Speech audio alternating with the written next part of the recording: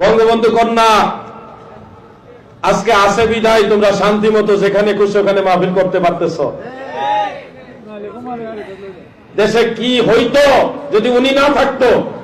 মাহফিল করতা। এরা তো চায় পারে না বাবা শাহজালালের মাজার ভেঙে গেল।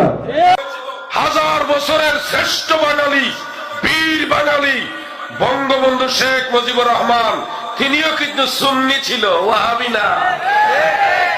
বাংলাদেশ 1971 সালে যার হুঙ্কারে স্বাধীনতা এসেছে, সেই বীর বাঙালি, হাজার বছরের শ্রেষ্ঠ বাঙালি বঙ্গবন্ধু শেখ মুজিবুর রহমান, তিনিও মাজার জিয়ারতের পক্ষে ছিলেন।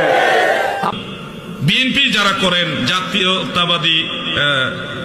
জাতীয়তাবাদী কি যে দলটার নাম, জাতীয়তাবাদী দল মানে বিএনপি, আপনাদেরকে বলছি ময়দান থেকে আওয়ামী লীগের সরাইয়া এখন আপনাদেরকে সরানোর একটা পায়তারা চলতেছে, বিভিন্ন ষড়যন্ত্র চলতেছে আপনাদেরকে বিতর্কিত করার জন্য।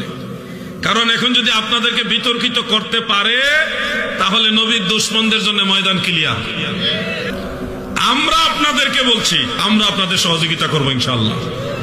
আমরা আপনাদের সাথে অবশ্যই সহযোগিতার হাত বাড়াবো।